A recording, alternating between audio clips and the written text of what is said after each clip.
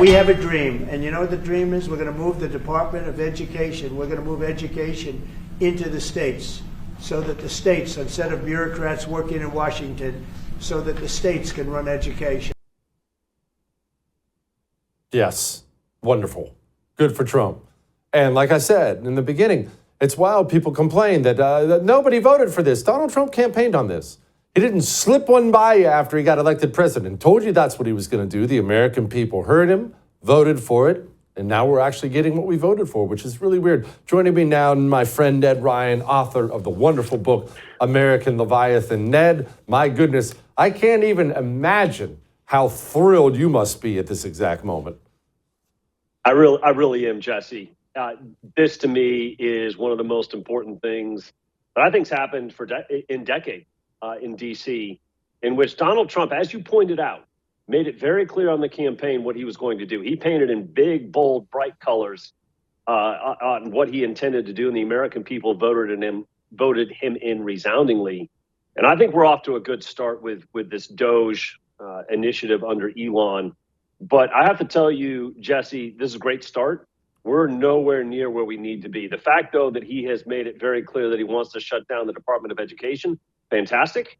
I don't think the Trump administration will be a success unless he shuts down at least one department, if not multiples, and makes them cease to exist. This, to me, is the existential crisis for this country because, you know, Jesse, I know that China's a threat. There's all these other things that we're dealing with on the international stage. But I think the greatest threat to American prosperity, to American freedom, to our way of life is actually the administrative state, this massive bureaucracy that I think is crushing our prosperity, crushing our freedoms. And what Donald Trump has is a singular moment in history. You have someone that is a true colossus of American politics who has the political and moral courage necessary to take on this government and crush it. Yeah, no, I agree with you, Ned. And I don't think that you can reasonably look at anything else going on in the world and think there's a bigger danger to the freedom, to the prosperity of the American people than the communists that reside within our criminal federal government, which brings me to a huge concern I have. In fact, Linda McMahon pretty much addressed this. Here she was.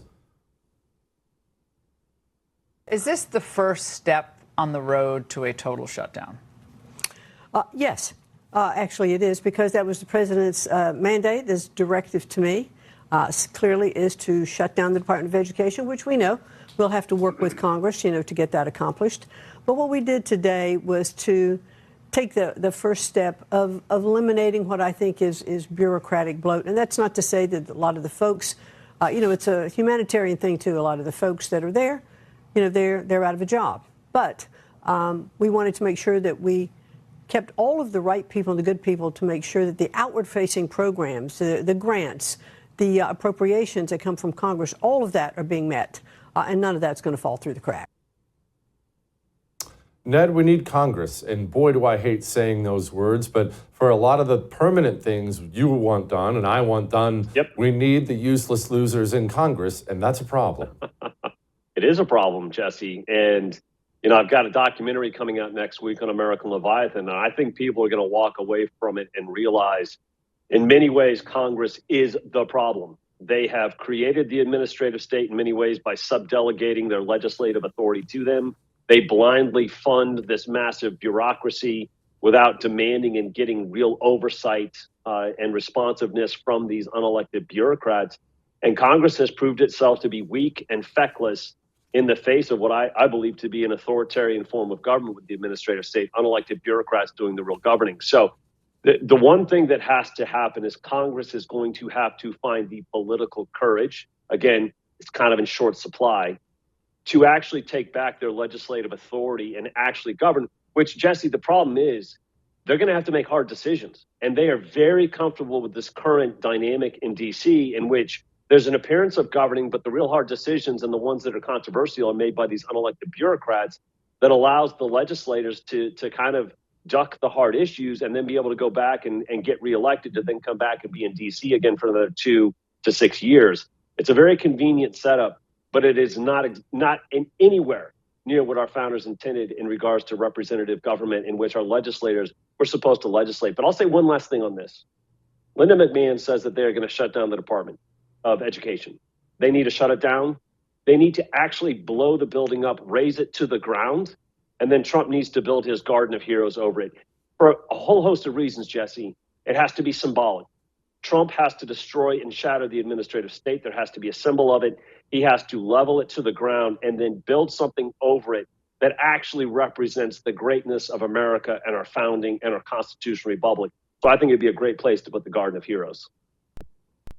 Gosh, you just tell me where to sign up for that. Ned, what is this documentary stuff? Your book's awesome. What is it? You're a what? So I really wanted to have conversations with senators, with congressmen, with people that have been in D.C.